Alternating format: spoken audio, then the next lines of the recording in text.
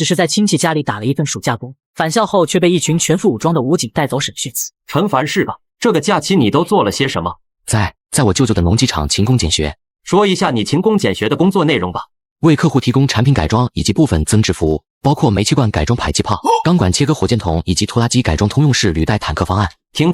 你知不知道你的行为已经触犯了法律？我暑假的时候抽空把律师资格证考了一下，主攻方向有国际法、战争法、间谍法、走私法、贩卖军火法。冒昧问一下，我具体触犯的是哪一条？面对我的疑问，中年警察陷入了无言。这他妈真的只是个大学生吗？怎么还反过来质问自己？就在这时，一个身穿军装的中年男人走了进来。问的怎么样了？这小子很不一般。你说他制作并贩卖军火吧，的确是做了也卖了，但人家是打着出售农具的名号在卖。听到这里，这名军人愣了一下，饶有兴趣地走向小板凳上的陈凡。问你一个问题，听说你的农机厂有改装业务，退役的战斗机监师能改吗？此话一出，一旁的中年警察都傻了。什么改装战斗机监师？可以改成第6代天空，像是很贵的，你确定要下单吗？听到我的回答，整个审讯室里的人都懵了。那我就先把他带走了。车子很快便驶入郊区，停在一座工厂前。请你稍等一下。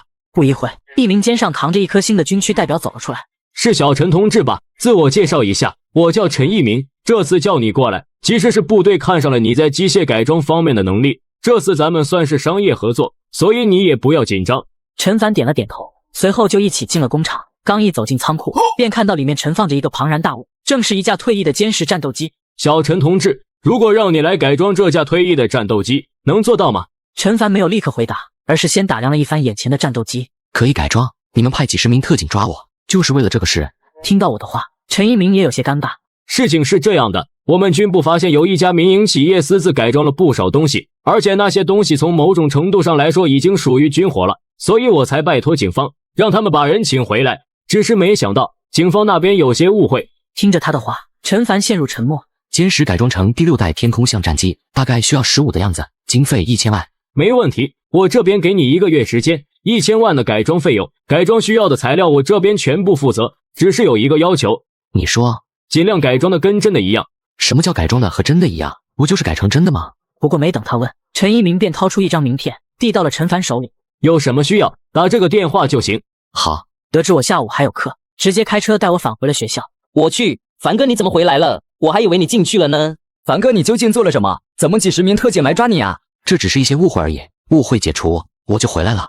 放学后，我来到放置战斗机歼10的仓库，看着运来的大批材料，又望了一眼眼前的战机，陈凡果断开搞起来。这一改就是大半个月。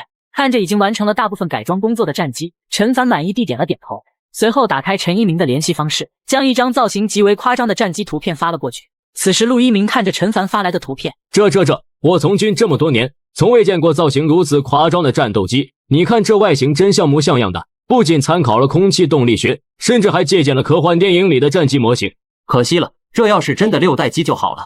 说真的，我也没想到陈凡能做出这个效果，以他现在的完成度，拉出去唬人是绝对没问题的。明天就要开始航展了，这架战机可以拉出来参展吗？没问题。那就行，这边的事情暂时就交给你负责了，一会我要去接人。什么人还值得你王大部长亲自去接？当然是来参加这次航展的专家了。这次航展有2位主攻航空方向的国士要来参加。什么？主攻航空方向的国士？与此同时，一架专机上，知道为什么要带你们来参加这次航展吗？难道不是为了寻找灵感吗？说话的二人正是航空研究院院长李德佑和副院长赵康平。如今我们研究的6代战机陷入了瓶颈，完全找不到任何头绪，所以才决定放下手中的科研工作，来这里碰一碰运气。听说这次航展所展出的都是兔子拥有很久的战斗机，想要从这些老款战斗机身上汲取灵感，我看几乎是没什么希望。所以这次带你们来参加航展，其实也是为了让大家放松一下，劳逸结合嘛。很快，飞机落地。首长好，车辆已经备好了，随时可以返回军区。哈，辛苦了。随即政委和2位国士上车，来到军工大楼。准备的怎么样了？首长你看，这就是我们这段时间做的准备。不瞒您说，我也没想到完成度会这么高，这别说唬人了，给科研院的人拿来做参考估计都没问题。而看着墙上的宣传图，宋国明却是愣住了。这宣传图怎么这么熟悉，就好像刚刚看过一样。算了，明天航展就要开始了，到时候再说吧。各位来宾，相信大家来参加此次航展，都是对我们兔子的航天实力抱有好奇。而今天，我们也请来了2位航天领域相当重量级的来宾，说着，两位精气神十足的老者出现在众人眼前。让我们热烈欢迎航空研究院院长李德佑李老以及航空研究院副院长赵康平赵老。此话一出，现场一片哗然。我去，竟然是李老！我前些天还在反复阅读李老年轻时候写的文献，没想到这么快就遇到真人了。我有好多问题，希望这次可以请教一下李老和赵老。哈哈，在这两位大拿面前，我们的问题简直就像1+1一样简单啊！此时一夜没睡好的宋国明再次找到了王部长。王部长，再让我看看之前准备的宣传图。好好好。王部长没有多说，直接在电脑里找到了那张宣传图。下一秒，宋国明彻底懵逼了，出事了，出大事了！这张宣传图是从哪里搞到的？这张图片是一鸣给我的。按照原计划，我们需要对一架退役歼十进行改装，所以一鸣找到了一个改装的天才。这张图片就是对方发过来的。改装的天才，所以说对方不是我们部队的人。是啊，那他究竟是什么人？听一鸣说，对方是一名西南科大大2在读学生，暑假的时候在农机厂兼职，改装了许多农用机械对外出口。怎么，这张宣传图有什么问题吗？一鸣可能摊上大事了。什么？我可以肯定，这张宣传图里的战斗机和我们正在研究的战斗机宣传图一模一样，所以第6代战机的研发秘密很有可能已经泄露出去了。此刻王部长也是彻底懵了，这怎么可能？一鸣不会犯这种低级错误吧？对了，宣传图发出去了没有？已经发出去，现在估计很多人都已经看到了。想办法撤回，尽量消除影响，然后把一鸣喊过来，你好好问问他到底是怎么回事。我去知会两位国士，商量一下这件事究竟要怎么解决，才能将影响降低到最小。很快就把两位国士请到了后台。宋政委这么急匆匆的叫我们过来，是发生了什么事吗？李老赵老出大事了。说着，他就指了指电脑里的宣传图，而两位国士看到这张图后大惊失色。这是我们正在研发的第6代战机，怎么会在这？现在这张图片已经作为宣传图散布出去了，而我们一直以来保守着的秘密，很有可能已经泄露出去了。如此机密的消息居然被泄露出去了，究竟是谁不要命了，敢做这种害国害民的事情？这究竟是怎么回事？图纸怎么会泄露？你又是怎么知道的？于是宋国明把刚刚了解的事情说了一遍。另一边的王部长急匆匆地来到了陈一鸣的办公室。一鸣，你摊上大事了。摊上大事了？什么事？我怎么不知道？快跟我走！带我去呢？别管那么多，跟我走。记住，待会问你什么，如实回答就行。此时的陈一鸣是一脸的懵逼，很快他就被带到航展中心的后台。赶紧交代错误，要不然谁也保不住你。错误？什么错误？我问问你，这张图片你是从哪里来的？是我亲手拍的。听到这话，李德又气得差点一口气没喘不上来。第6代战斗机都没造出来，你特么哪来的实拍图？现在把事情交代清楚，还算为时不晚。但如果你还在这装糊涂，后果你是知道的。交代？你们到底让我交代什么？当然是交代你究竟是怎么泄露国家机密的。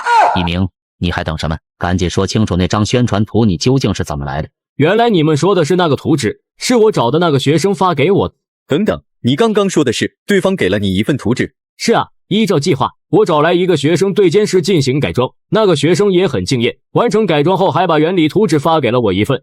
图纸呢？快拿出来！陈一鸣立马掏出手机，打开了和陈凡的聊天记录，而两位国士快速查看完后，心如坠冰窟。完了，最重要的引擎部分也泄露了。想到这里，两位国士顿时怒不可遏。严惩，一定要严惩！这份图纸一直只在我们研究院内部存有，甚至不涉及这个项目的人员，根本就不可能接触到。这次事情的严重性可能比我们想象中还要严重，所以我们现在应该抓紧时间，先把盗取核心机密并且泄露出去的蛀虫找出来，然后再找出幕后黑手。有道理。此时宋国明看着电脑屏幕上的图纸，正在仔细的对照着。这不对呀，这研究进度可比我们要快多了。什么意思？反应过来的李德佑和赵康平快步上前，急忙验证起来。不可思议，这简直太不可思议了。之前事情太过于紧急，所以两位国士并没有对这份图纸进行研究。现在仔细对照，这才发现一直困扰他们的难点，竟然全都被完美解决了。这怎么可能？这些技术难点可是困扰了我们整座研究院数年之久啊！画出这张图纸的人简直就是天才，居然还有这种思路，我之前怎么就没想到呢？你们快看这里，这不是我们一直在研究的课题，居然这么简单！画出这张图纸的人脑子究竟是怎么长的？哈哈，我们有了这些图纸，绝对可以在最短的时间内将6代机研发出来。等到半年后的国际联合军演上，我们的6代机必然会给世界带来一个巨大的惊喜。听闻此话，二老瞬间老泪纵横，终于看到希望了。就在这时，一个航展的工作人员走了进来。宋政委，航展已经开始了，现在是不是可以开始展示未来的战机模型了？走，我们去看看这个解决了诸多难点的天才究竟改造出了一架怎样的战斗机。卧槽，这就是你说的那个大学生改造的战斗机模型，这也太逼真了吧！那个小家伙很负责，不仅一个人完成了全部工作，而且细节部分做的也相当到位。哈哈，走，过去看看。报告政委，这里有模型使用说明书。当宋国明看到上面一长串科幻的名字后，大为震撼。垂直起飞、全息隐身、雷达隐身，动力组还采用了核裂变反应堆。我们华国的科技水平已经发达到这种地步了吗？这些科技是真实存在的吗？动力模组居然采用核裂变。此时众人都对这张说明上面展示的科技表示震惊。既然这架战机是科研院研究的，两位博士可不可以给我们讲解一下这个战机？是啊，这上面的科幻名词我们都看不懂，挑一点不会泄密的东西透露一下呗。看着期待的众人，两位博士此刻也是来了闲情雅致。当然可以，接下来就让我们带着大家一起幻想一下未来的战机。我去，这可是国师大佬讲课啊，大家抓紧机会。这种机会估计这辈子都没有多少，我已经准备好做笔记了。哈哈，没想到这辈子能听到来自航天领域的大佬讲课，真是烧高香了啊！这次并不是讲课，而是带着大家幻想一下未来的战机，大家完全可以当成一次饭后茶话会，畅所欲言。一鸣，你派2个人去驾驶舱拍2张照片，给大家展示一下内部情况。陈一鸣立即点头答应，但他没有去叫人，而是自己爬了上去。这手机质量不错啊，这都没摔坏。当然，这可是华为 Mate 60 Pro 用的昆仑玻璃，摔不坏，就算坏了，我再去左下角领一个就行。左下角真的能领？我可是领到了才敢推荐的。你要是上线看不到领取界面，直接卸载就行。左下角这次为了推广拉新，特意准备了华为 Mate 60 Pro 和苹果15 Pro 各1万台，都是全新正品，挂机升级，喜欢哪个领哪个。门槛高不高啊？是不是得要几千级才能领？别的不清楚，我这肯定不骗你，只要300多级，苹果华为任选。关键这个游戏简单，可以自动挂机升级，再培养个手冲领的孙悟空，升级更快。那快教教我们怎么领啊？你就认准我左下角的专属福利链接，下载登录注册后就能弹出领取界面了。那我现在就去。当陈一鸣进入驾驶舱内，立刻就感觉到了不对劲。这特么的不会是真的战斗机吧？看着眼前充满科技感的操作台，陈一鸣整个人都愣住了。不对，这只是个模型，我在怕什么？话音刚落，驾驶舱内忽然传出了一阵机械提示音。检测到驾驶员就位，第6代天空象正在做起飞准备，系统正在自检中。这特么不是模型吗？怎么开始自检了？接着，面前的液晶屏上，所有指示灯都亮了起来。系统侦测到附近有生命波动，自动切换为垂直起飞模式。随后，整架战斗机忽然发出了刺耳的警报音：警告！战斗机正在准备起飞，请周围人员尽快远离。突如其来的刺耳的提示音瞬间传遍整个会场。此时，在场所有人都懵逼了，无法理解眼前这一幕。这根本不是模型嘛，这也太逼真了，竟然还自带提示音系统。是啊，如果不说的话，我还以为是真的战斗机呢。赶紧拍下来，这简直就是这次航展最具有含金量的节目啊！此刻陈一鸣吓得脸色苍白，这该不会是架真的战斗机吧？政委，我是陈一鸣，我这里出现了问题。收到。一鸣，你那边发生了什么问题？请讲。是这样的，我在这架战斗机模型的驾驶舱里，现在驾驶舱出现了启动提示，我该怎么做？听到这话，宋国明下意识地求向两位博士。那就启动吧，估计就是个模拟程序而已。好，一鸣可以启动。收到。既然政委那边都说可以启动，自己还有什么好怕的？毕竟现在的政委和2位航空顶尖大牛都在这。接着他伸出手就要按下启动按钮，突然感觉身体一紧，好像被什么东西死死锁住。低头一看，原来是安全带。这个陈凡可真行，连这玩意儿都弄得跟真的一样。随后按下启动按钮，一连串的启动提示音响起。战斗机正在预热，请驾驶员做好起飞前的最后准备。检测到周围环境不满足滑行起飞，起飞方式更改为垂直起降，默认飞行高度18000米。陈一鸣又愣住了。陈凡这小子是真能整啊，不就是架战机模型吗？连飞行高度都整出来了。释放压力装置开始待命，超矢量引擎开始启动。听着这些越来越专业的提示音，陈一鸣有些想笑。开什么玩笑，有本事你真给我飞一下看看。他话音刚落，机身内便传来一阵令人血脉喷张的机械音。那原本保持水平的2个喷口忽然开始缓缓翻转，巨大的机身中忽然爆发出沉闷的吼声，就像是一头被惊醒的野兽。这不是战机引擎的轰鸣声吗？见鬼了，这不就是个模型吗？有必要搞得这么真吗？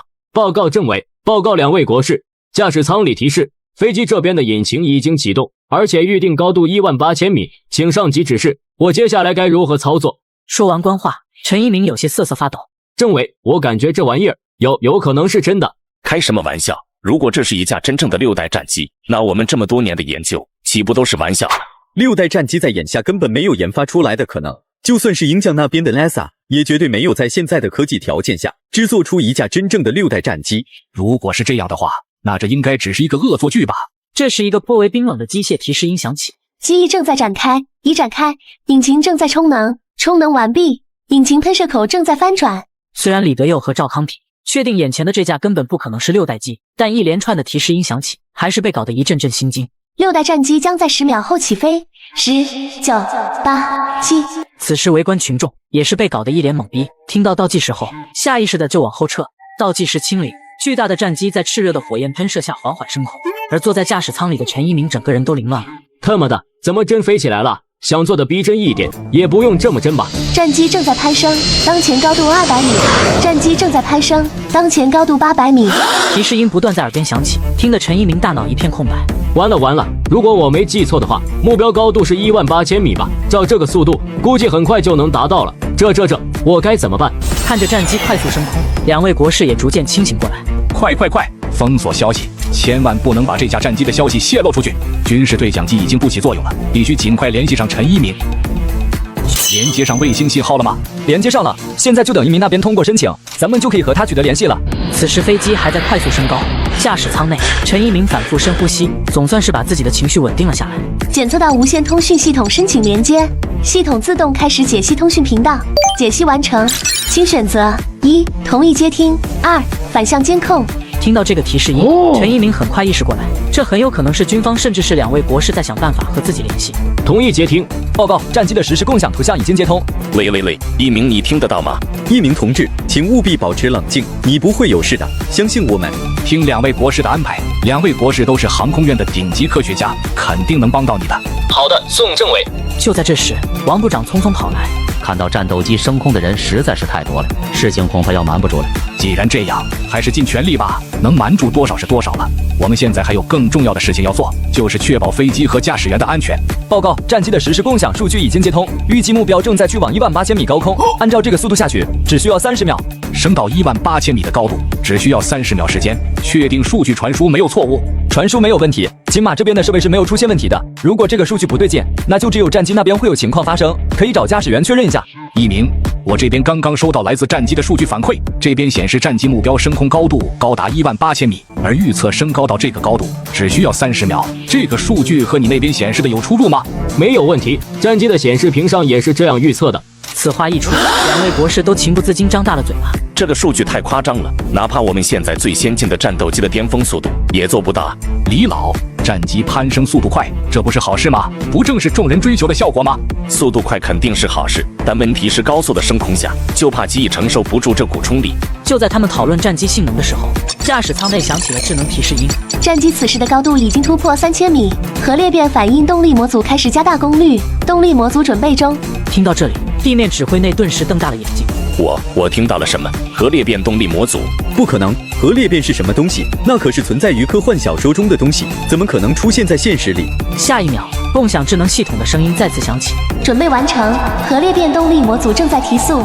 此时1000米高空之上，战机引擎的喷口再次开启，浓烈赤红的火焰猛烈喷出，一声巨响从天空中响起。我去，刚才的是什么声音？刚才的声音听起来很尖锐，就好像有什么东西突破了音障一样。随后他回想起刚刚通讯设备中传来的智能声音，难道这就是传说中的力大飞转？这架战机的机翼究竟是什么材料做的？在这种速度下，机翼真的不会产生变形吗？就在他们打算问问陈一鸣现在情况的时候，通讯设备中却传来了惊呼声。怎么回事？怎么速度越来越快了？一鸣，请问你那边状况如何？报告李老，我感觉一切正常，只是这速度太快了。那就好，这玩意儿已经不是我们能理解的了，我们只盼望着这架战机能够顺利返回。一鸣，现在需要你控制战斗机飞到军区，可以做到吗？可以。这特么的该怎么控制啊？不过好在他是飞行员出身，第6代战机的操控也全部被简化智能化。简单摸索了一阵，面前的屏幕上再次列出了几个选项，请选择您所需要的航行模式：1. 低速巡航；2. 高速巡航；3. 极速巡航；4. 自适应巡航。看着屏幕上的文字，陈一鸣有些紧张。先定位吧，选择最近的军区作为目标。已为您选择最近的军区作为目标，请选择巡航模式。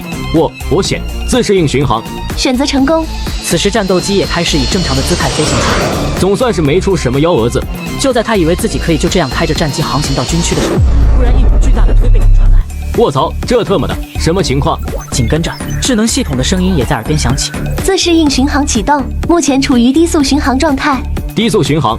看着屏幕显示着的当前速度，陈一鸣都要崩溃了。3马赫，你特么管这叫低速巡航？那要是高速巡航，是不是直接让我变成光了？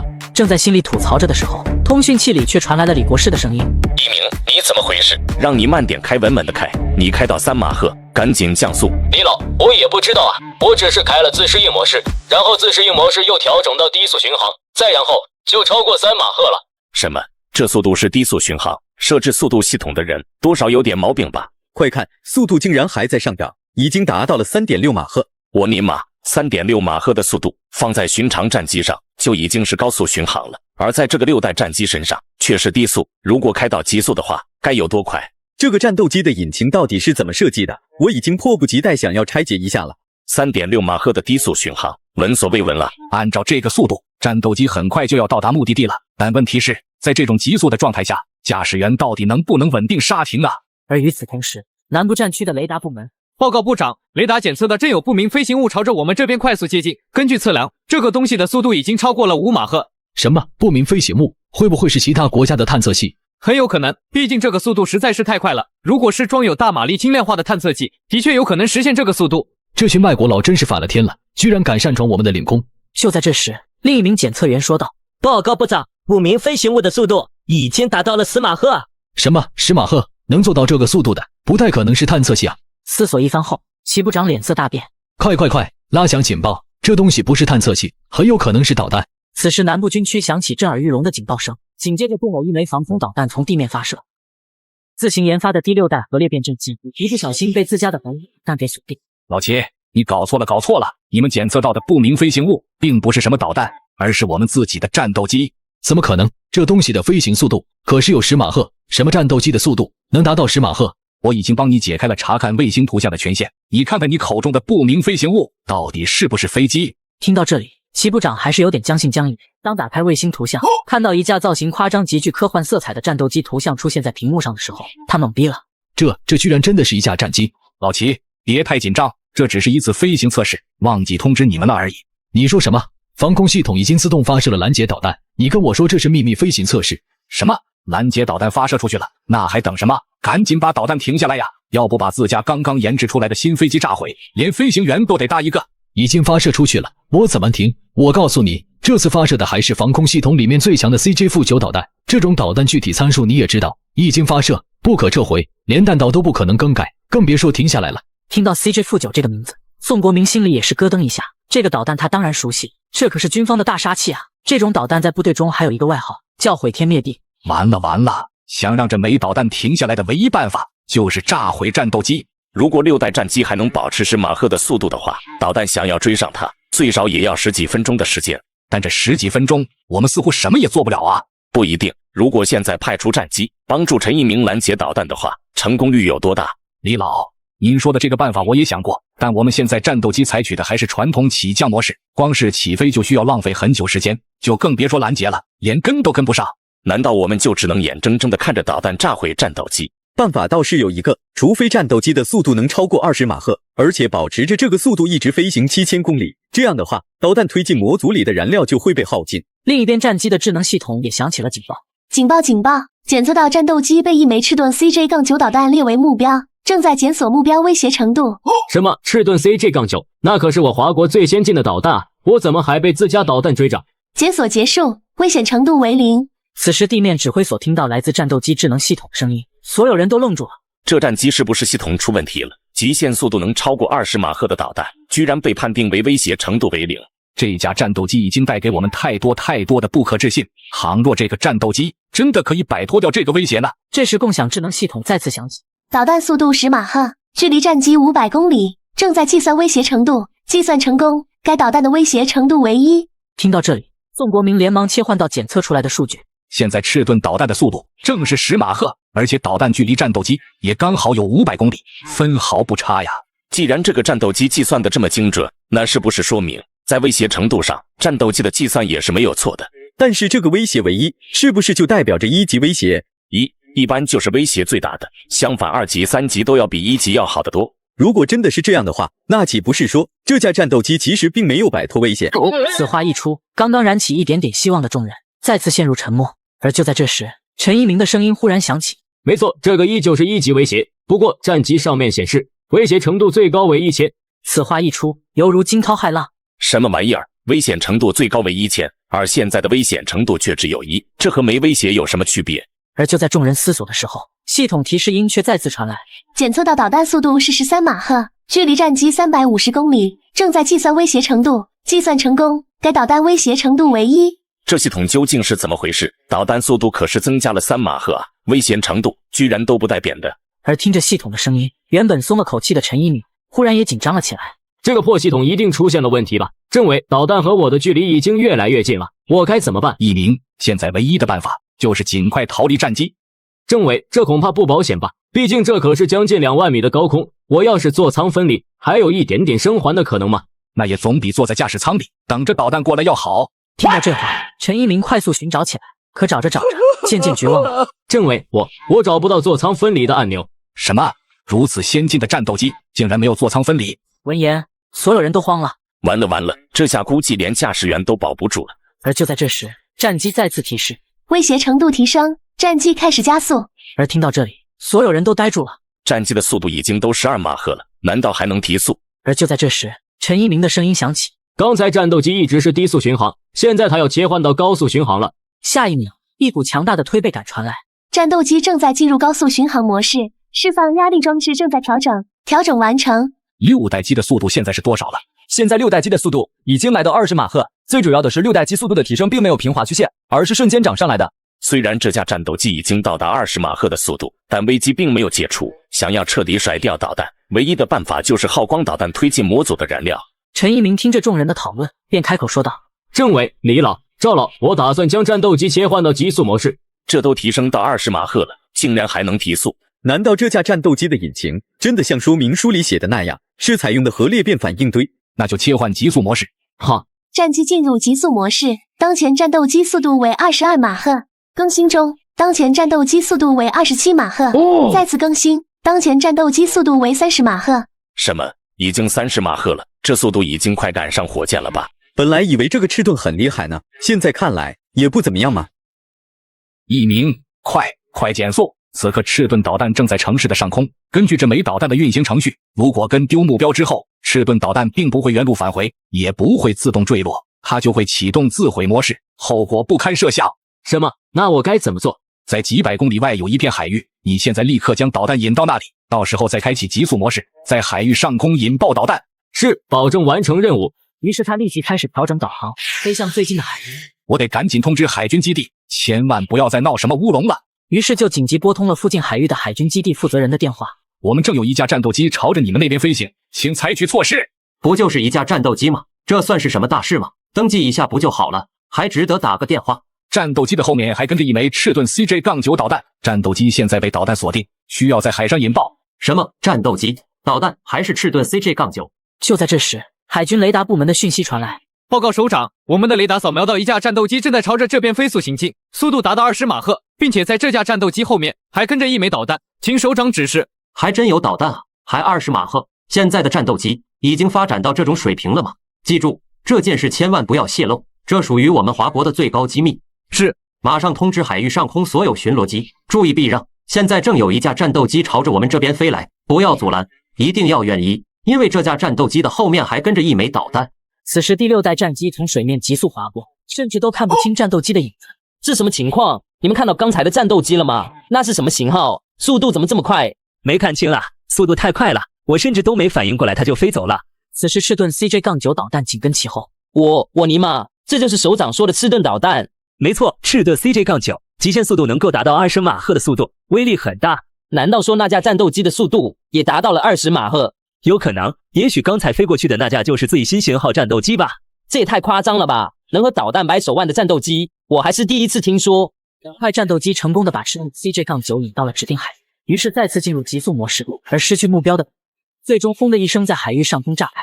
此时的陈一鸣已经将战机的速度拔高了许多，俯瞰下去，只见半空中绽放出一团炽热的火光。这威力，如果被炸个正着，别说战斗机了，就算是航母都得被打成残废。报告政委，导弹爆炸了。好，危机解除，辛苦几位了。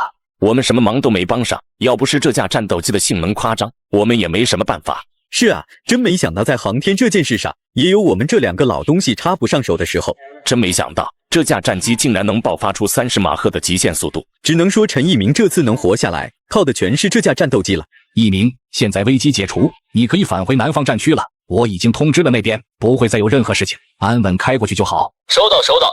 于是将导航重新定到南方战区，一个风朝着战区急速飞去。1个小时后，战斗机落在了南方战区。关于这架战斗机，我有些事想要了解一下。没问题，这架战机的功能已经让我摸清了个大概，您就放心问。不是这个，我想知道制作这架战斗机人的地址，我想去他工作的地方看看。就在这时，沈飞601研究所的林泽甫带着研究小组人员浩浩荡荡走了过来。真的是第6代战机啊！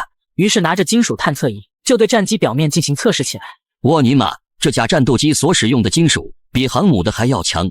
而一旁的研究人员正在测试的机器顿时发出嗡鸣的响声，然后就爆了。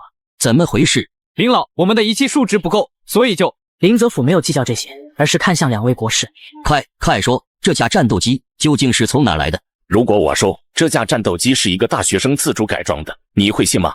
大学生？开什么玩笑？我们要去拜访一下这台战斗机的制作者，你要不要跟我们一起？林泽甫几乎是想都没想，当即就答应了。去，走。一鸣，那就麻烦你联系一下对方。陈凡同学在忙吗？是战机那边出了什么问题吗？把地址给我，我上门维修。没有，战斗机没出问题，而且改装效果远超我们的想象。那就好，所以打电话是这样的，我们这有人对你改装的战机十分感兴趣，所以想要见见你。你看你这边什么时候方便？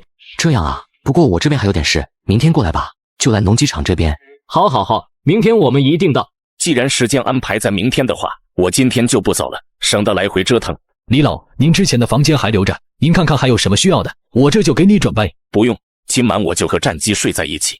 很快，第2天到来。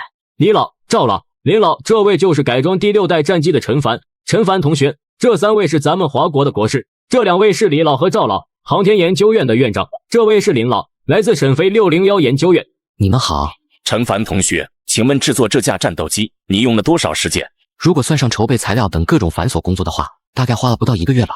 什么？大半个月就改装出一架6代机？其实陈凡同学所用的时间是要远远小于他所说的时间的。如果我没记错的话，那段时间里陈凡不仅每天到工厂对监室进行改装，就连学校那边的课程也没有落下过。陈凡同学，我想见一见你团队的成员。你已经见到了，我的团队里只有我一个人。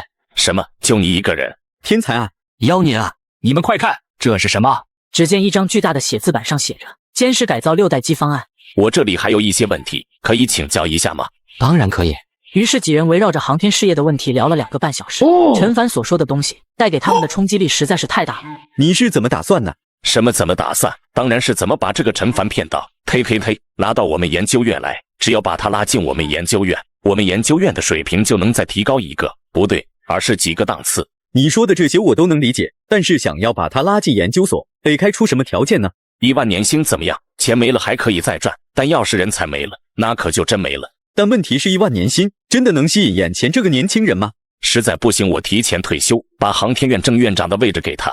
就在他们想办法邀请陈凡加入研究院的时候，林泽甫率先开口道：陈凡同学，你在这些领域上的造诣实在是太深了，你这样的人才不该被埋没。我现在代表沈飞601研究所向你发出邀请，待遇方面你不用考虑，绝对是按照最高规格的来。除此之外，你还有什么要求尽管说，我保证可以全部满足你。而一旁的李德佑和赵康平听到他的话，直接怒了。只是帮军方改出了一架6代机，却遭到各大航空院的疯狂邀请。陈凡同学，你在这些领域上的造诣实在是太深了，你这样的人才不该被埋没。我现在代表沈飞601研究所向你发出邀请，待遇方面你不用考虑，绝对是按照最高规格来。除此之外，你还有什么要求尽管说，我保证可以全部满足你。2位博士闻言直接就怒了。老东西，你什么意思？我带你来见陈凡同学，你不敢急也就算了，居然还想抢我们的人，你说说你安的什么心？这架战斗机在我们战区，陈同学也是我们战区的人，凭什么轮到你？再说我也是西南科大毕业的，说到底我和小陈同志还是同门师兄弟呢。小陈同志，你看看这两个人情绪非常不稳定，又能研究出个什么来？不如来我们研究所，我这边所有人情绪都很稳定，在科研方面也是超过他们的研究员。之前的歼10原型机就是我们发明出来的。小陈同志，你如果加入我们研究院的话，我这个院长的位置都可以让给你。此话一出，所有人都愣住了。要知道，为了能当上科研院院长的位置，多少人争得头破血流。没想到我随便找的一个大学生，竟然要成为航天科研院的院长了。就你们研究院的进度，只会拖累小陈同志的脚步。小陈同志，来我们研究院，我可以把所有资源都划分给你，接下来你可以放心研究，谁都不会打扰你。和小陈同志比起来，你们能比我们好多少？两个德高望重的博士，此刻已经吵急眼了。三位，别这么激动，咱们有话好好说。说什么说？我今天非得给这两个老东西点教训。怎么，你还想一打二？反了你了！林老，谢谢您的好意了。听到这话，林则甫如遭雷击，而李德佑和赵康平脸色却激动起来。小陈同志，你的选择是明确的，我这就联系科研院的人，准备帮你入职。也谢谢您的好意了。啥？这是啥意思？我现在还在上学，所以暂时还没有参加工作的打算。你来我们研究院，你就是院长，你还上什么学？以你现在的知识，什么老师能教你？加入我们，没人可以约束你，你甚至不想来科研院继续上学也没问题，我可以帮你挂职。小陈同志，我这里能联系西南科大，让你直接毕业。此刻三位国士巴不得把整个研究院送给对方。面对这些十分诱人的条件，陈凡却依旧摇了摇头。小陈同志，如果可以的话，现在这家工厂我们军方可以送给你，要求就只是你来挂名一下我的军工部，只是挂名，不影响到你的正常生活，而且在这之后可以正常生活放学，有什么需要的也可以尽快联系我们。那就按你说的来吧。此话一出，三位国士蒙圈了，他们争夺了半天的人才，竟然被军区的人给截胡了。哈哈，干得漂亮！三位国士放心，陈凡到了我们军方，我们这边一定能拿出全部的资源来培养他。而且在我看来，小陈同志在我们军方和在三位国士的研究院是一样的，都是为了华国的航天事业做贡献嘛。而且我们这边离着国防科大距离近，小陈同志上下学也方便。既然小陈同志已经和军方达成协定，我们也不好再多说什么。不过你可不可以将你制作出来的6代机暂时借给我们研究院，都白借。到时候你这个工厂布置起来需要什么，我们沈飞601研究院一定全力协助。老林，你就是来砸场子的是吧？人你要和我们抢，战机你也要抢。小陈同志，刚才这个老东西开的条件，我们出双倍。另外战斗机我们也要借用，到时候会完好无损的还给你。除此之外，我们航天院院长的位置一直为你保留，只要你想来，随时都可以上任。现在这架6代机并不是我的，我只是负责改装，实际归属还是军方的。不过既然你们都想要的话，我倒是可以再造一架出来。听完陈凡的话，三位航空大开眼睛，几乎要瞪出来了。那可是6代机啊，而且是外表采用新型合金核动力引擎的6代机啊！你怎么说的这么轻松？我不能白白为你们造一架6代机。首先，我这里肯定是需要一些人来帮忙打下手。第二个就是必须给足经费。小陈同志，你放心，所有经费，甚至包括这期间产生的连环费用，我们航天研究院全部承担。不用你们全部承担，我们沈飞601研究所承担其中的一半。还有一点，在这些研发经费里，我要抽2成作为我的劳务费。没问题，如果后续还有需求的话，你也可以随时向我提。在他看来，只要能突破6代机研发中的技术难关，花再多钱又怎么样？回到南方战区，众人开始讨论起经费的问题。一架5代战机所需要的费用都要7亿左右，而相较于5代战机，6代战机的各项性能提升的实在是太多了。保守估计，一架6代机的制作费用也在数十亿往上。按照陈凡的要求来看，抽取2成，那最起码也要好几亿，这个价格还是挺高的。好几亿又怎么了？给你100亿，你能造出来吗？不管多少钱，一定要凑出来。这应该是我们唯一一次能够近距离接触到6代机制作现场的机会了。几十亿缩短数年研究历程，这笔账还是很值的。这笔账的确很值，几十亿，就算上100亿，砸锅卖铁也得凑出来。这时军方会算会计走了进来。李老，清单我已经核算好了，总共花费在2000万左右。什么2000万？你没算错吧？没错，就是2000万。看到这个数字的时候，我其实也挺震惊，还以为自己算错了。然后我又核算了好几遍，结果所有材料总共花费2000万。这怎么可能？2000万就能造一台6代机？是不是哪里搞错了？这价格的确太低，我都觉得不正常。李老接过清单看了一遍，这份清单没有出错，错的是我们，是我们低估了陈凡的能力，而且是大大低估了他的能力。在我们这个领域，真正值钱的并不是材料，而是技术。想当初咱们华国工业还没有发展起来的时候，为了跟上时代的大步伐，许多工业机器都是从国外引进过来的。可一旦机器出现什么问题，所有人就只能干瞪着眼睛等外国人来修。那时候啊，人家外国人过来随便摆弄2下机器，画一张图就敢开价10万，这就是知识的力量。听着李德佑的话，一旁的赵康平和林泽甫也是苦笑着点了点头。他们都已经耄耋之年，同样经历过那番岁月。没想到陈凡的技术竟然这么强，每一个零件的最低造价都很清楚，从几十亿甚至上百亿，直接压缩到了2000万。这种事情实在是太夸张了。这都不用申请资金了，光是上个项目剩下的余款都够。之前说好让我们付一半的，其中1000多万由我们来。解决完经费问题，林老就给研究核能物理研究院的院长的周维明打去了电话，因为他想确定一下陈凡总结出来的这些东西是不是真的可信。老林，什么事？老周，你是不是在研究核裂变反应堆的全新构造理念？没错，我的确是在研究这个东西，可惜这么久过去了，还是一点头绪都没有。老周啊，你知不知道强子束缚是核裂变反应堆组啊？你在说什么？我从没听说过。没听过没关系，我这里有一份文件，你先看看。等周维明看完强子束缚式核裂变反应堆组原理以及实操方案后，直接愣住了。老林，快说你这份文件究竟是从哪搞来的？怎么样，这份文件有可行性吗？有，太有了！之前我不是在和你说，我在寻找一个核裂变反应堆组的全新构造理念吗？这个就是我想要的全新理念。我们寻求这个方式已经太久了，而且这个是我们完全没有想到的构建方式。如果按照上面的理念来制作，华国的核能物理方面肯定能取得重大突破。对了，你还没说这个文件你究竟是从哪里搞来的？其实文件里提到的这个东西已经被制造出来的，这份文件我还是向人家申请，人家同意过后我才整理发给你的。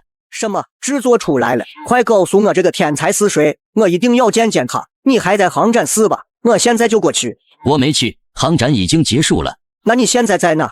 你知道你口中的那个天才跟我说了什么吗？什么？物理的本质就是物质交换。说吧，你想要什么？我听说你珍藏了2瓶大几10年的好酒，你看。老东西，你趁火打劫。行，我答应你，给你1瓶。我要2瓶。 2瓶就2瓶，赶紧把地址给我。发完地址，又给空军总部打去了电话。老林啊，发生什么事了？难道是6代机那边又遇到什么难题了？你放心说，我这边肯定积极配合。那个6代机已经制作出来的。真的吗？不过这个6代机并不是我们沈飞601研究所制作出来的。那是航天院李国士那边吗？也不是，他们的进度还没我们快呢。那还能是谁？是被一个民间天才制造出来的。什么？你确定你没有说错？这架战斗机真的是被一个民间天才制作出来的？没错，我确定那绝对是一台6代机，而且是一台功能远超我们设想的6代机。最重要的是，整架战斗机的造价还不到3000万。什么？6代机只要3000万？你确定没有少算2个零吗？我刚才说的都是真的，没有一句假话。我们的人就在南方战区，战机也在这里。南方战区距离我们这边的距离大概是1300公里。按照你刚才说的，战斗机的速度是30马赫。如果你说的那架战斗机可以在20分钟内赶到这里上空的话，我就相信你说的是真的。那倒是可以，不过我这边要询问一下陈凡的意见，毕竟这架战机是他造出来的。难道林泽甫刚才说的东西全都是真的？行，那你去问吧。看来老林这家伙肯定是因为长时间的研究导致精神失常了，得赶紧帮他安排一下心理医生。再这样下去，6代机还没研究出来，还要失去1名国士。而挂断电话后的林泽甫便快速来访，只见2位航天院的国士干的是热火朝天。小陈同志，我这边可能要借用一下那架6代机。什么？老林，你贼心不死是吧？说好了一起学习，你又要借战机，你要借，那我们也要。不是我要用，是空军总部那边。接下来，林泽甫将自己刚才和刘国梁之间发生的事情和众人简单说了一遍。既然空军总部想要见识一下，那我现在就去联系陈一鸣。接到命令后的陈一鸣第2次驾驶6代机赶往了空军基地。刘司令，我已经安排人开着6代机过去了，战斗机已经进入飞行状态，预计。说到这里，林泽甫看了一眼面前的屏幕，6代机此时的各项数据都显示在屏幕上，预计3分钟内抵达。别说3分钟，30分钟都行。看来老林这病是越来越严重了，得赶紧找个心理医生帮老林看看。他话音刚落，就传来了警报声。报告，发现不明飞行物，正以高达30马赫的速度朝我们这边靠近。什么30马赫？难道老林说的是真的？刘司令，我们收到了一个频道加入申请，对方是南方战区的陈一鸣。这不正是林泽甫说的那个驾驶6代机的人吗？快接通！汇报首长，我驾驶的战斗机已经来到空军基地上空，请求降落。什么？这就到了？这才过去了多久？好像还不到3分钟就跨越了1300公里，这速度实在是太恐怖了吧！不过现在陈一鸣即将抵达空军基地上空，可没时间留给他们慢慢震惊。总部收到，具体定位已经传输给你，另外跑道上的战斗机也会立刻转移，你放心降落。谢谢首长，不过不用这么麻烦，我这架战斗机可以垂直起降，不用跑道，只留一片空地就好。听到这个，刘国梁整个人都懵逼了。这到底是个什么东西？在这样的极速下还能垂直起降？走，我们去安排一下，保证场地足够宽旷，赶快疏散所有无关人员。就在这时，众人听到了由远及近的尖锐炮鸣声，速度快到机身都模糊了，瞬间出现在他们眼前。少将陈一鸣，见过首长。陈一鸣，很好很好，这次你做的不错，的确给了我们一个很大的惊喜啊！哈哈，这都是战斗机的功劳。随后，刘国梁上上下下、里里外外将这架战斗机打量了一遍。这架战斗机的诞生，说明我华国不对，说明世界的航天领域天花板又被拔高了一层。有了这架战斗机，鹰将和樱花的战斗机对我们都不再有威胁，还有未来的联合军演，我华国必能拔得头筹。说到这里，他立马拨通了林泽甫的电话。没错，战斗机已经降落了，效果非常好。原本我以为这台战斗机想要研制成功，最少也得再有个3年5年的，没想到这台战斗机真的被你们给造出来了。不错不错，这次我们空军的实力肯定大大加强，这都多亏了你们研究所啊！你放心，我马上将这件事报上去，给你请功。您误会了，这架战斗机并不是我们601研究所造出来的，说出来您可能不信，这架战斗机的发明者其实是一个民间科学家。这架战斗机的制作过程，我们完全没有参与，完全是对方从一架歼十直接改过来的。民间天才还是从歼十改的？歼十什么时候还有这个作用了？要是真的能改的话，咱们那么多退役的歼十，岂不是天下无敌了？想到这里，刘国梁立刻激动起来。那个民间天才在哪里？快告诉我具体位置，我一定要见见他。我现在就和他在一起，我们就在南方战区。好，我现在就赶过去。一鸣，这次辛苦你了。不辛苦，我现在已经可以熟练驾驶6代机。首长还有什么指示？没了，你把飞机开回去吧。什么？开回去？你把战斗机开回去。我现在也要赶去你们那边的工厂，去见见那个民间天才。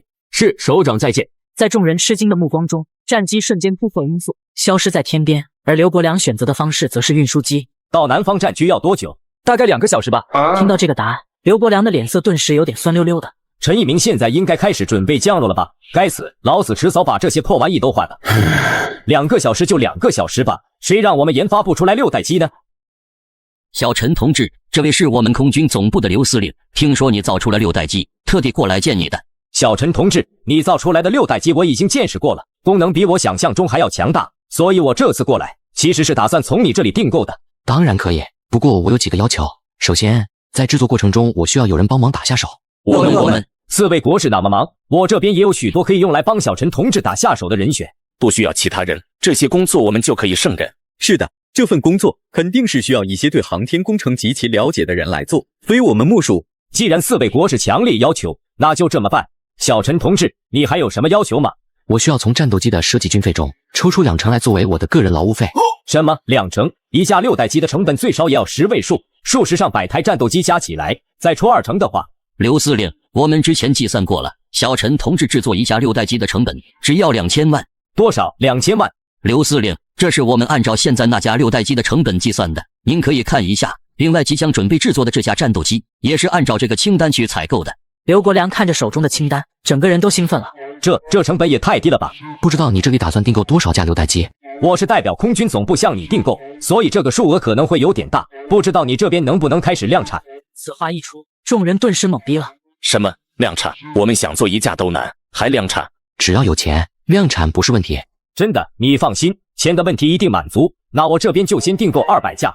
没问题，哈哈，200架6代机，这一单生意就能赚8个亿。如果可以的话，这批战斗机最好在半年时间内完成。这段时间里，如果你有什么困难，尽管向军方求助，我们都会尽力满足你的要求。谈好合作后，刘国梁就找到了陆军总司令。老刘，你是说一个叫陈凡的人，仅用了2000万的预算，就把一架退役的歼十改造成了一架真正的6代机，而且这个6代机极限速度能达到30马赫。哼，我虽然不懂你们空军的那些东西，但你这么诓我，是不是太不把我当回事吧？现在6代机就停在军工厂那边，你要是不信，就跟我来看看。看就看。于是2名司令很快就来到南方战区。这真是6代机？我怎么可能会拿这种事情开玩笑？这架战斗机的速度我可是亲眼见过的，1400公里的空程只需要2分钟左右，极限速度达到30马赫。有了这架战斗机，半年之后的联合军演，我们空军肯定能大杀四方。什么鹰将、樱花，他们所谓的战斗机，在6代机面前充其量就是个玩具。刘国梁滔滔不绝，听得一旁的万之义羡慕不已。如果我们陆军的坦克也能有新的进展就好了。就在这时，一名通讯兵匆匆走来，报告首长，国际军事会议半个小时之后就要开始了。那今天就先到这里。于是万智一卡着最后一秒进入了联合会议。我尼玛，没想到华国的人竟然会如此不守时，为什么要用超时的方式来浪费大家的时间？你难道不知道我们的时间都很宝贵吗？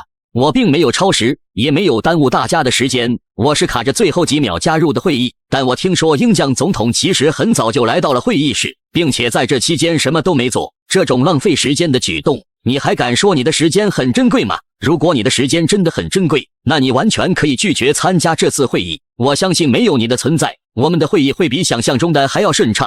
该死的华国人，凭什么跟我这么说话？我们鹰将可是当今世界上唯一一个超级大国。于是两人舌战300回合后才开始正式进入会议。这次我们会议的目的是商讨出半年后联合军演的区位。鹰将作为近几次联合军演的第一名，我认为在这次地点选择的流程上，我们鹰将应该享有绝大部分的权利。简直就是放屁！鹰将什么时候成了联合军演的第一名了？我怎么记得在上一届联合军演上，鹰将的战斗机可是在好多方面都不如我们了。你们的第一是怎么来的？做梦做出来的吗？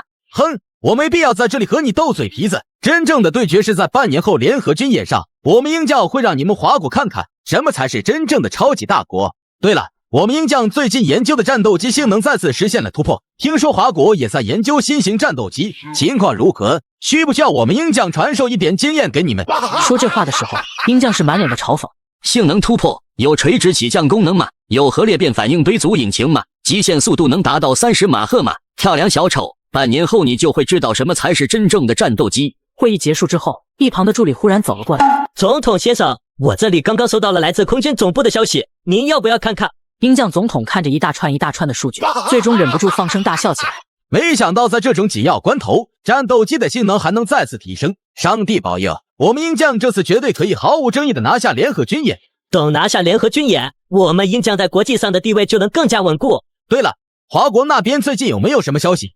华国那边的网络上最近流传出了他们研发出了6代战机。不必理会，如果是真的，怎么可能会让这些机密流传在网络上？这些不过是华国的虚张声势罢了。总统英明，传令下去，这段时间紧急生产最强性能的战斗机，半年后我们一定要在联合军演上将华国打得落花流水。与此同时，一座新闻大厦，没想到这个6代机竟然是你们军方先做出来的，不得了啊！不过你放心，航展机密泄露的问题已经解决了，鹰将应该没有发现什么。真的解决了吗？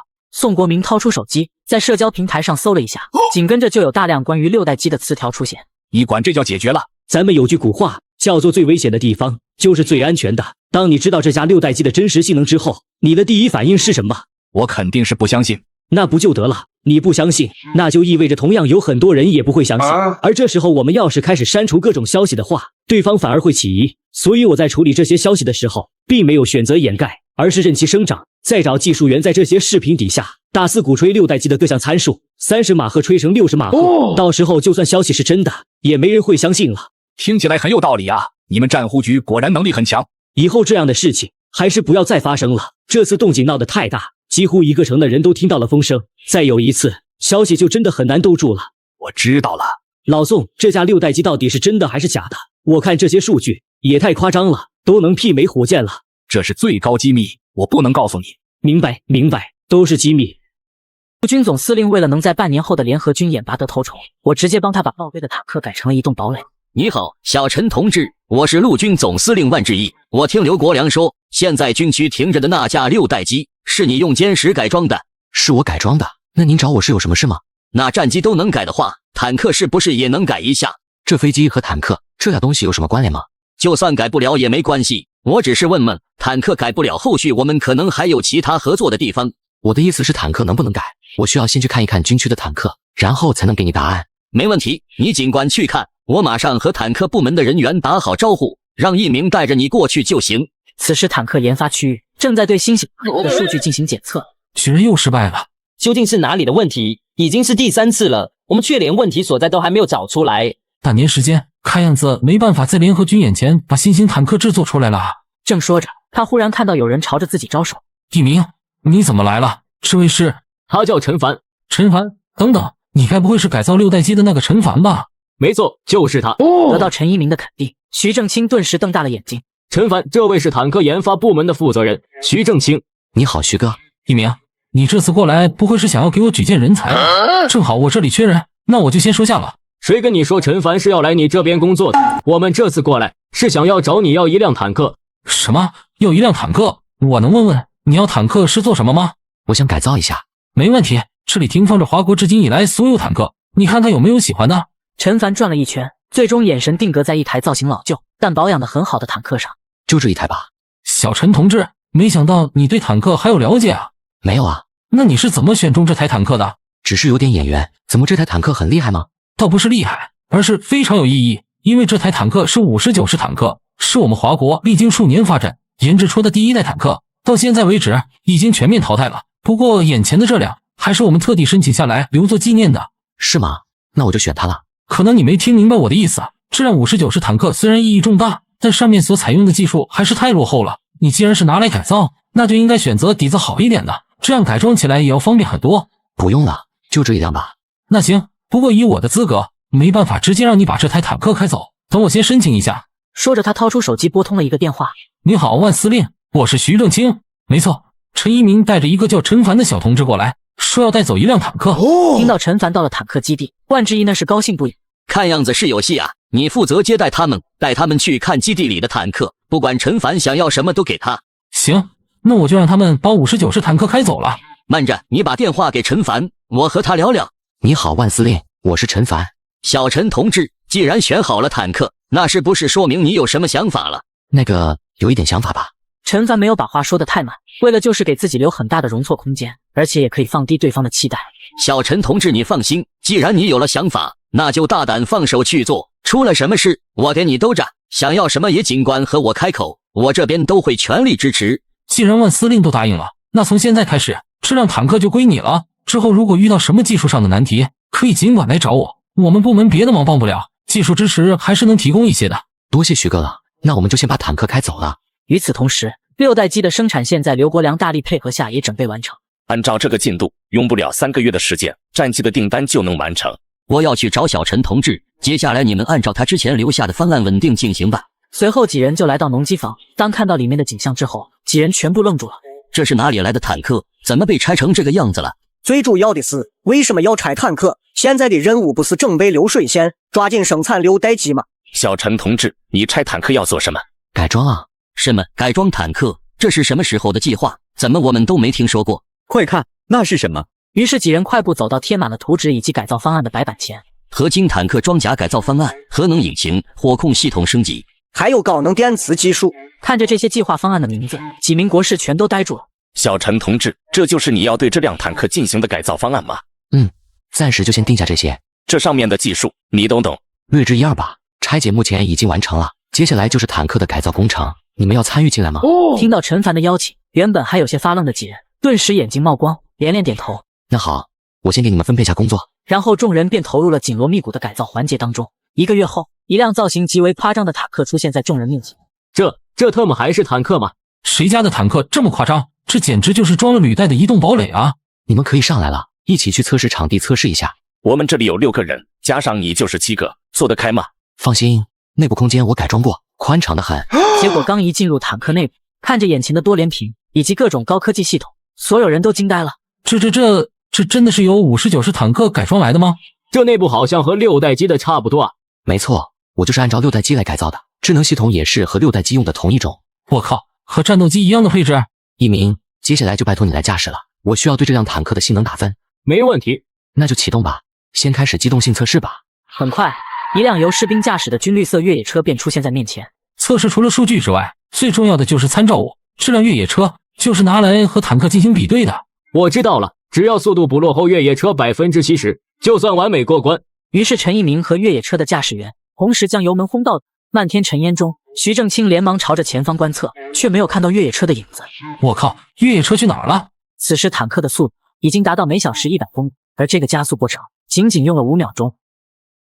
随手改装的报废坦克时速竟达到了每小时400公里，火力方面更是堪比小型核弹。快减速，前方是岩石区域。此时坦克正以每小时400公里的速度前进着。我用减速全速撞过去，正好进行装甲测试。什么？听到这个建议，几名专家都傻了。虽然坦克都是由钢铁制成的，但在全速状态下撞上岩石，我们还能活下来吗？陈一鸣也有点担心，但看着陈凡认真的样子，还是果断踩死油门，朝着前方一大块硬石头撞了过去。碰撞过后，坦克硕大的身躯也只是微微颤抖了一下。此时惊吓之后的众人都兴奋起来，这样做都没事，这还能叫坦克吗？简直就是移动怪兽！接下来进行下一项测试，翻越我们眼前的这座大山。什么翻越大山？这些山可不像平地或者公路一样，山体表面凹凸不平，很难稳住重心，一个意外就很有可能导致翻车。小陈同志，要不就测试到这吧，翻山测试实在是太危险了，我这副老骨头顶不住啊。是啊，小陈同志，我虽然不懂坦克，但刚才的速度测试已经能体现出你这辆坦克的性能了。小徐你说的，他们想让这个坦克领域的专业人员来劝阻一下陈凡。我觉得有必要进行翻山测试。此话一出，四人不禁开始怀疑自己能不能在接下来的翻山测试中活下去，甚至都开始怀疑徐正清这个坦克部门负责人的含金量了。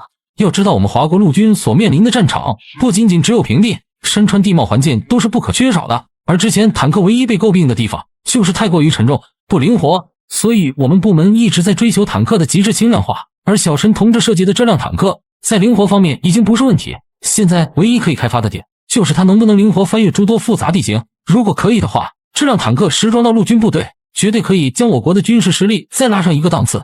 要不我们还是先下去吧，老头子我一大把年纪了，真受不了这些刺激。刚才忘记说了，舒适性方面其实可以开启重力陀螺仪模式的。这辆坦克的内部和车身其实不是紧密相连的，我在其中增加了许多气动装置。开启重力陀螺仪模式之后，驾驶舱可以自动适配颠簸，将驾驶舱维持在一个很舒适的环境当中。换而言之，就是不管遇到什么样的地形，都可以如履平地。你小子有这种好东西，你怎么不早说？几位国士，其实我们现在已经在进行翻山测试了。什么？你真不把我们4个老家伙的命当回事啊？10几分钟后，便翻过了一座大山。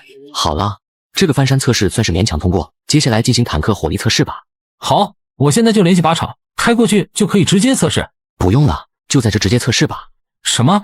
现在的位置距离靶场可是有80公里啊！这不是在开玩笑吗？这看不到靶子，如何测试？小陈同志，你可能不是很了解，目标超过20公里之后就很难进行瞄准了。不如我们先开过去，从20公里开始测试射击范围，然后一步一步拉远距离，从而测出最大射程范围，怎么样？忘了告诉你们了，这台坦克我加装了超远视距瞄准，外加自动锁定，只要能锁定就能命中。别说80公里之外的靶子，就是低空飞行的战斗机都能打下来。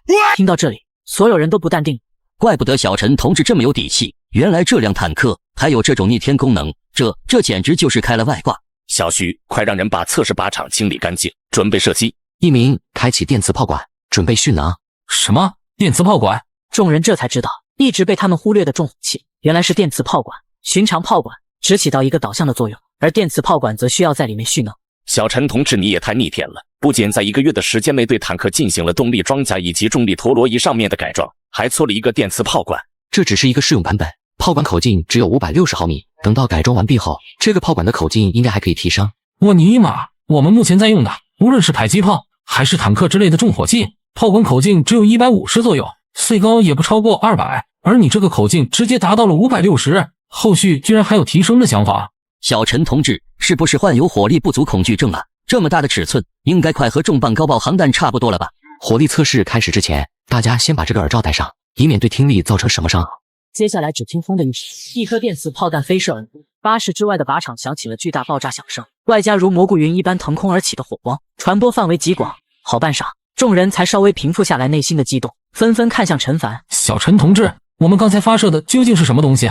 炮弹啊！你管这叫炮弹？谁家炮弹能有这个效果？这他妈是导弹吧？这种炮弹的优点就在于可以完美适配电磁炮管，在发射的时候速度极快，而且威力大，堪比小型核弹。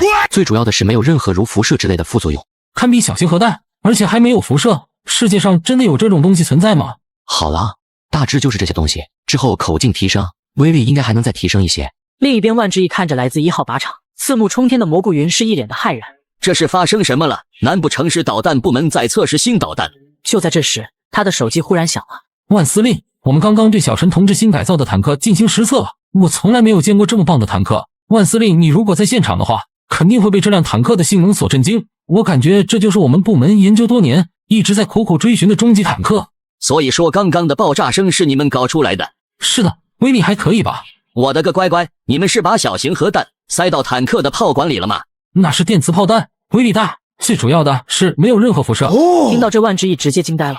没想到这个名不见经传的年轻人，竟然给了我这么大一个惊喜，震撼，太让人感到震撼了！你们现在在呢？我马上过去。小陈同志，你改装的坦克实在是太好了。这辆坦克就是用之前申请下来的59式坦克改装成的，其中外表装甲我做了加厚，用的是我之前研制的新型合金，强度还可以，内部也添加了一些新型科技，主要的作用就是能让驾驶员更方便操作，以及增加了操作的舒适性。再其次就是这门重炮了。这个我知道，电磁动力炮弹，威力堪比小型核弹，然后还没有辐射是吧？听到对方这么熟悉，陈凡也就没有再多解释。小陈同志，这个坦克的体型是你专门设计的吗？话说这么大的坦克，灵活性和隐蔽性是不是会受到影响啊？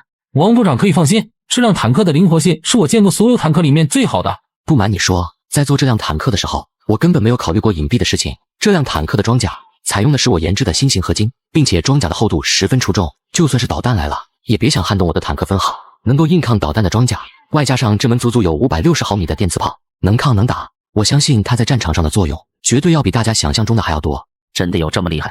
陈凡说的都是真的，在你们来之前，我们已经对装甲和火力进行了全方面的测试。这辆坦克在400公里的时速下，连续硬撞10几块巨大的岩石，都没能让它的速度减缓分毫，而且火力方面更为夸张，直接达到了80公里的射程。就刚才那一炮，我们就是在80公里外发射的，精准命中。这究竟是怎么做到的？虽然我参加了这辆坦克的实测，但具体改装过程我并没有参与。不过我听说四位国士好像是一直在帮着小陈同志打下手来着。我们负责的也只有拆解部分，到了真正改装的环节，我们根本没有办法参与啊！光是陈凡写出来的计划书，我们看都看不懂，哪怕有详细的图纸和操作讲解，我们也只是大眼瞪小眼。为了不帮倒忙，我们自觉撤出了坦克改装。就在这时，靶场测试员走了过来。报告首长，数据测出来了，刚才那一枚炮弹打出来的弹坑直径大约有 1.2 公里，爆炸中心点的坑深最深的地方有35米。如果按照爆发范围和威力来计算的话，刚才那一发炮弹的爆炸效果差不多相当于100万吨 TNT 爆炸的威力。什么100万吨？这要是能够实装到部队的话，简直就是一台移动核弹发射器啊！小陈同志，这辆坦克的装弹量能够达到多少？一共有80枚。听到这个数字，万志毅瞪大了眼睛。那就意味着这辆坦克可以不间断的对敌人造成80次相当于100万吨 TNT 的轰炸。那岂不是说我刚才指挥坦克撞岩石时候，自己的屁股底下其实还装着8000万吨当量的炮弹，但凡发生一点摩擦，燃起来估计大半个军区都得给炸没了。还好小陈改装的坦克质量过硬，不然就真的玩完了。这次实测的效果还算不错，不过接下来我还得对这辆坦克进行升级。还要升级？不用，就这个性能放到联合军演上，绝对是倒打一众坦克的存在啊！此时的万志毅是激动无比，而联合军演也迫在眉睫。小陈同志，我现在代表军方想要向你下订单，就订这台坦克。可以，不过我是有要求的。要求你随便说，只要能拿下这辆坦克，无论是什么条件都一定满足你。其实和6代机的要求一样，这辆坦克的材料需要军方全部供应，而我只负责技术支持。另外，制作所有坦克的经费中，我要抽取2成作为劳务费。没问题，别说是2成了，就算是10成，我也答应。见识过这辆坦克的实力后，他已经完全被吸引住了。他现在唯一想要的就是尽快将这辆坦克实装在部队上。这辆坦克，我决定先定下600辆，至于你的要求，我全部答应。合作愉快。敲定完合同，陈凡便直接回到工厂。小陈同志，你在干什么？我打算研究一种新元素，一种还没有被人发现的新元素。小陈同志，我们刚刚可是一口气签订了600辆新型坦克的合同啊！这么大的工程，不抓紧去做，为什么要研究新元素？之所以制作新元素，完全是因为整个世界现存的元素当中，完全找不到适合的。而我接下来要制作的元素，可以将我的坦克再次进行升级。你这坦克一炮都把山头抹除了，还有再次提升的必要吗？对啊，就凭刚才测试的结果，这辆坦克已经达到了世界顶尖的水准了。它只是目前达到了，而升级完的坦克才算得上一件大杀器，也可保我华国陆军百年无忧。看来小陈同志对这辆坦克的要求何止是严格，简直已经到了变态的程度。那你可以说一下你想研究的新元素究竟是什么吗？我要创造的新元素是变形因子金属元素，不过想要制造出来，必须要从微观粒子层面出发，所以我需要借用一台粒子对撞机。粒子对撞机主要作用是令2束粒子相撞，以粒子组合，最终得到想要的元素，而这样的设备造价是相当高，华国现在也只有一台。小陈同志，你放心，我现在就去联系，争取尽快帮你把粒子对撞机申请下来。此时离子对撞研究院，沈一年看着自己失败的成果愁眉不展。也不知道在我有生之年能不能见到基础物理科学提升，哪怕一点也好啊。沈院长，航天院的李院长过来了，说有重要的事情要和您商量。老李，听助理说你有重要的事情要谈。你们研究所的粒子对撞实验还在进行吗？刚做完一次实验，结果不是很理想。你问这个做什么？那你们的粒子对撞机现在应该是闲置的，正好我这边打算借用一下。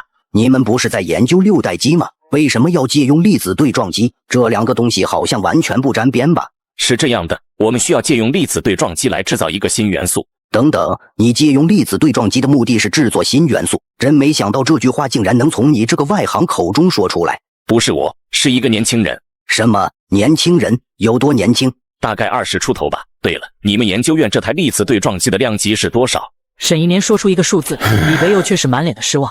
那不行，量级太低了，不符合负责人的要求。什么？还嫌弃量级太低？疯子！对方一定是个疯子。小陈同志，我已经到粒子对撞研究院了，但他们的粒子对撞机量级太低，不符合你之前所说的要求。那现在唯一的办法就是通过改装来提升粒子对撞机的性能了。要把坦克升级成变形机甲，我动用万人改装超能粒子对撞机。老李，你看到了吗？成功了，一个全新的元素诞生了。看到了，看到了，我就离着屏幕半米，我还没下。接下来你们需要负责的就是把6代机的流水线分出一条来，全力制造机甲坦克。放心吧，我们最拿手的就是做这种事了。报告万司令，流水线第一辆电磁坦克已经制造出来了。按照制作时间来计算的话，流水线全力运转，一天最多能制造出8辆坦克，一个月就是240辆。240辆，这还只是一条流水线的产量，如果建起多条的话，那岂不是直接起飞了？现在距离联合军演还有3个多月，也就是说最少会有720辆坦克产出。就在他考虑是不是要提高订单量的时候，他忽然发现陈凡并没有在现场。小陈同志呢？小陈同志还在实验室，好像在做什么研究。之前小陈同志说要用新元素对坦克进行升级，他现在在忙的估计就是升级的事情了。电磁坦克都这么牛了，居然还要升级？走，我们去看看。小陈同志，你不是对这辆坦克进行了升级吗？怎么从外表上看，这辆坦克和流水线刚刚生产出来的电磁坦克似乎没什么两样啊？只是增加了一种模式，所以从外表来看没什么变化。看着和之前毫无区别的坦克，万志毅有些不爽了。耗费了这么大的人力财力，结果就只获得了这么一点提升，不应该啊！不过他没有将教训的话说出来，毕竟华国陆军想要在联合军演上拿到好成绩，还要靠眼前这个年轻人。徐大哥，这辆坦克刚制作好，帮我测试一下新功能吧。没问题。防患于未然吗？这个你拿着，走的时候把这些带回去。真的假的？这么多？我都跟你说多少遍了，还是不信？这是真的，你看，这是左下角厂商给小陈同志的发货名单，都是上一波活动粉丝们领到的。我的华为 Mate 60 Pro 就是左下角领的。正好我左下角这次有全新链接，名额刷新了，你在下再抢一台。苹果15 Pro Max 不限量保底和4000台华为 Mate 60 Pro 还都是顶配，只要看到视频的都能领。该不会早被抢完了吧？放心吧，都一人一份的，只要认准我左下角下载好，上线就能看到领取界面，填好地址就发货，苹果华为任你选。那我去搞一个。别忘了先领888红包。来到测试场地后，众人以为接下来会是一番常规测试的事。现在开启机甲模式。什么是机甲模式？那是什么东西？只见坦克缓缓列，然后分出躯干、腿部、双臂、头部，最后甚至直立了起来。这坦克怎么变成机器人了？此时的万志毅震惊的连嘴都要合不上了。小陈同志，之前我曾怀疑过你，觉得你消耗这么多资源只更新了一种模式的做法是在浪费。我现在向你道歉，对不起。没关系，我们继续测试吧。徐大哥，现在可以开启连接神经操作系统了。什么是连接神经操作系统？就是将人体的脑神经和现代电路通过某种方式连接起来，而这个连接可以直接将人脑的脑电波转换成电磁信号，输出到设备当中。有了这种模式，你的一个念头就可以轻松地操作坦克、飞机等军事设备。如果这种装置能够普及的话，我们华国或许可以实现全民皆兵的构想。报告，我感觉我好像和这台机甲融为一体了。那很好啊，开始测试机甲性能吧。真的要测试吗？我担心自己操作不精会误伤大家，也怕这台机甲的强度经不起折腾。没事，你就放心大胆折腾就行。那好吧，我还要谢你呢。你看我领的华为 Mate 60 Pro 都发货了，这真快啊！左下角都是极速链接，必须快，明天等着收货吧。于是徐正清只是在驾驶舱内轻轻跳动了一下，机甲就飞了起来。当到达数十米的高度后，轰然落地。徐大哥，继续测试。机甲快速跑动了起来。巨大的坦克虽然步伐灵敏，但重量却是很夸张的，每一步落下都能将地面砸出一个大坑。而与此同时，巨大的地震感传遍了整个军区。我尼玛，这是地震了吗？还有声音，你们听到了吗？好像从外面传来的。快出去看看是什么东西！可刚一走出房间，他们就看到一个巨大的身影正在军区中狂奔跳跃着。这是什么东西啊？好像是个机甲。废话，我还能不知道这是机甲？我是想问咱们军区为什么会出现机甲啊？这谁知道？军工部最近有做类似的研究吗？或者说有没有什么机甲测试申请之类的？没有，完全没有。那还等什么？赶紧拉警报啊！顿时军区内部大量红色警示灯亮起。发生什么事了？为什么拉响警报？司令您稍等，我这就问问。王部长，不好了，我们在军区发现一台巨大机甲，它正在对咱们军区实行恐怖袭击。赶紧解除警报，这是我们在做测试。徐大哥，差不多了，可以结束了。我现在已经熟悉这台机甲的操作了。小陈同志，咱们接下来是不是要进行火力测试？别，之前测试坦克用的靶场，现在还没修复好，剩下的靶场也承受不了这种炮击，所以就别在军区测试了，找个附近的无人山区测试吧。那我们就找个山区进行测试吧。就在这时，王立安的手机忽然响了。宋司令你好，发生什么事了吗？最近气温炎热、干燥，有山区失火了，现在火势还在蔓延，消防部队还需要很长一段时间才能赶来，你得赶紧安排士兵去控制火势。好的，我马上去安排。小陈同志，现在山区失火，我们就没办法测试机甲了。不过你放心，火势最慢也会在今天控制住，之后我们可以继续测试。如果是控制火灾的话，其实可以测试一下机甲里的冰霜弹。什么是冰霜弹？这东西还能灭火吗？改造机甲的时候，我抽时间设计了几种炮弹，全部装进了这辆坦克当中，其中就有一种叫做冰霜弹的炮弹。这种冰霜弹在发射命中目标的时候，弹头会释放出大量液弹，这种液弹会在瞬间蒸发，释放出大量气体。这些气体不仅隔氧阻燃，而且有极寒的效果。同时，这些气体迅速释放的同时，还会形成一个爆炸性的冻气云，可以将爆炸范围内的一切物体瞬间冻住。虽然这个冰霜弹不是用来专门灭火的，但是也可以试试。好，那就按你说的，用冰霜弹灭火。同时，消防部队也在路上，就算灭不掉火，他们也能过来做善后工作。于是，徐正清操控着机甲坦克朝火山驶去，启动变身模式，准备释放冰霜弹。自行研发的变形机甲坦克不仅把山火给灭了，就连整座山都给冰封了。我尼玛，这么神奇吗？竟然把整座山都冻住了！这得装了多少液弹才能达到这个效果啊？如果这一枚冰霜弹打到战场上，那岂不是万里冰封，无人生还啊？从今往后，他们坦克部门还研究个毛啊？跟着陈凡改装坦克不好吗？什么鹰将、鹰化，统统不足畏惧。与此同时，鹰将总统看着刚刚从情报部门传过来的视频，眼睛瞪得比牛还大。不可能，这绝对不可能！华国怎么可能会有这种东西？怎么可能会有造出这种东西的技术？这视频是假的。对了，这份视频发给坦克研发部门了吗？坦克研发部门的负责人看过了，他们和您的反应是一样的。如果这个视频是真的话，那这次联合军演的难度就大了。这次的联合军演冠军，对我们鹰将来说是一次难得的机会，必须拿到。所以接下来要怎么做，不用我多说了吧？妈的，你都解决不了的事情，交给我，还一副什么都懂的样子，还不用多说，你最好一辈子别说话了。就在秘书心里抱怨着的时候，忽然灵光一闪，亲爱的总统大人，我有一计。什么办法？快说。此次的联合军演的规则，我们不仅要给他们比拼质量，还要比拼数量。哈哈，不错不错，有了这个规则，此次军赛华国对我们就再也造成不了任何威胁。哪怕网络上流传的那台机甲是真的，这种高技术结晶也绝对不是可以量产的。虽然质量高于我们的坦克，但从数量上来说，华国必败。我马上通知坦克部门，接下来的时间里全力生产，到时候打败华国绝对不是问题。等拿下这次的军事竞赛，接下来的时间里，我们就可以将世界上更多的资源分配权掌握在手中。华国想要崛起，想要跟我们抗衡，他们不是喜欢做梦吗？那就让他们做梦去吧。而万志毅接到修改联合军演规则的消息后，愤怒至极，厚颜无耻，发现质量比不过我们就想要靠数量打败我们。对了，鹰将是怎么知道我们有新型坦克和机甲的？找到了，有人把视频发到了网上，就是刚才灭火的视频。百密一疏啊，他们不过是自取其辱罢了。现在无论是6代机还是电磁坦克，都已经实现了量产，200架6代机要不了多久就能交付。坦克距离交付也没多少时间，一条生产线全速运转，就足以抵得上他们1年的产量了。小陈同志说的对，以我们华国的实力，还不至于怕鹰将。这一次我们华国要争霸联合军演，要震惊世界。万司令，这次军事竞赛一共有多少项目？很多，包括各国军事的所有领域，就比如战斗机展示，还有坦克列队。万志毅没有什么隐瞒，将军事竞赛上的所有项目说了出来。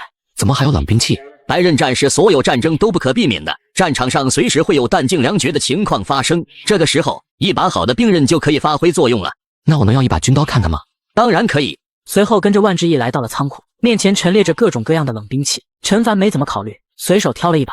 选好了，看来小陈同志是要改造军刀，不过一个冷兵器能有什么改造空间？回到实验室，帮我找一块高强度合金金属的，我打算改造升级一下这柄军刀，就去6代机的流水线找他们要1块就行。好的，我马上让他们送过来。随后陆峰就将超能粒子对撞机的参数调整好，按下按钮。怎么停电了？可能是因为耗电量太大，所以断电了，实验进行不下去了。放心，我这就命令军工部把所有设备停下，将电力全部用来供给实验室。不用，超能粒子对撞机耗能太大，这不是解决问题的办法。我想搞一个可控核聚变发电，应该能解决电力不足的问题。搞一个什么东西？可控核聚变啊。对了，李老在哪？应该在他的办公室里吧。很快，陈凡来到李德佑的办公室，将自己的想法转告了他。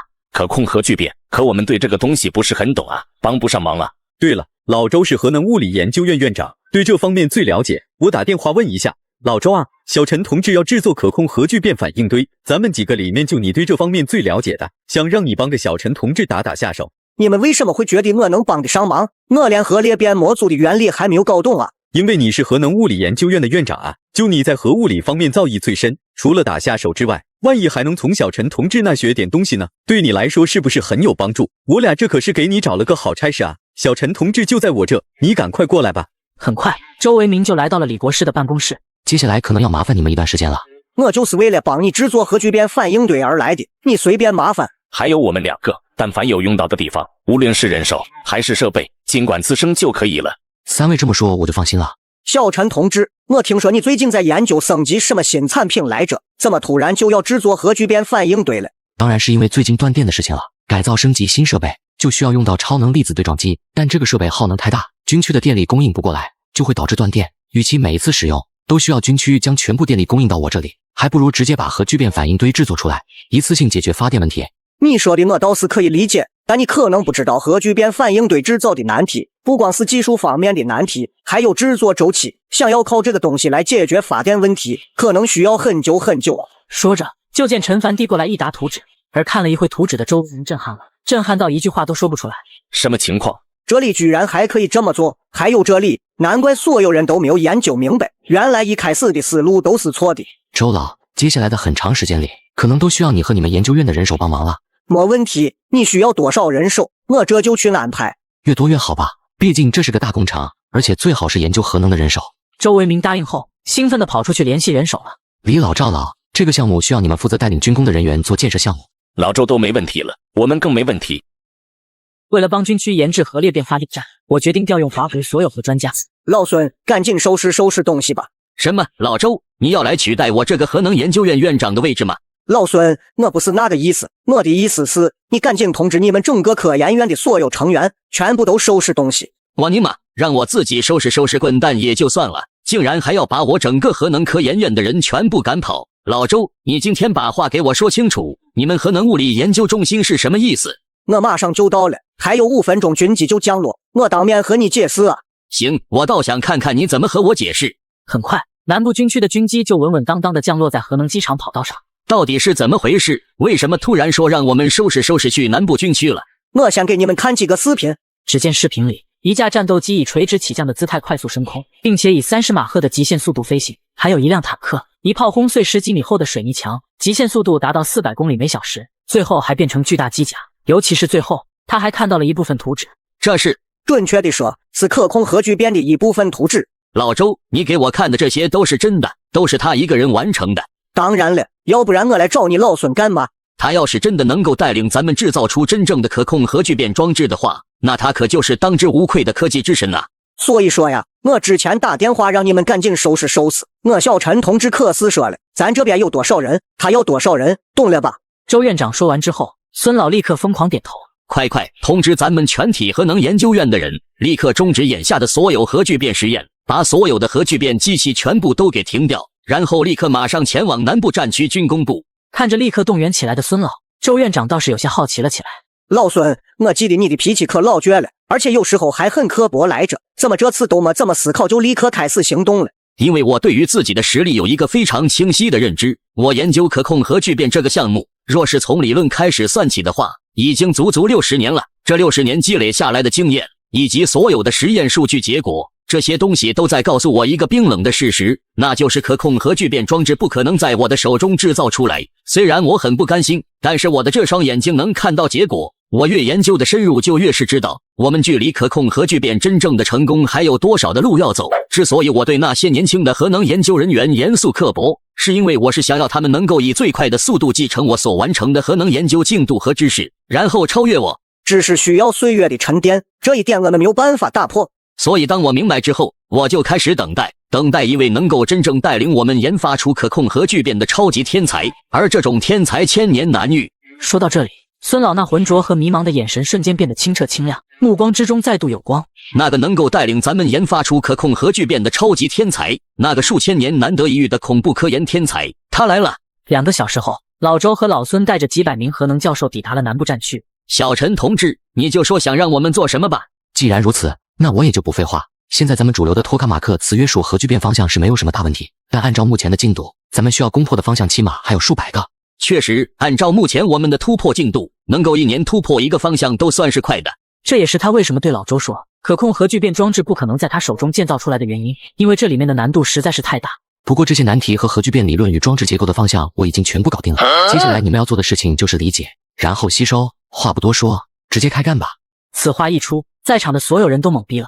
你刚刚说什么？数百个需要攻坚的理论难题和未知的装置结构您全部搞定了？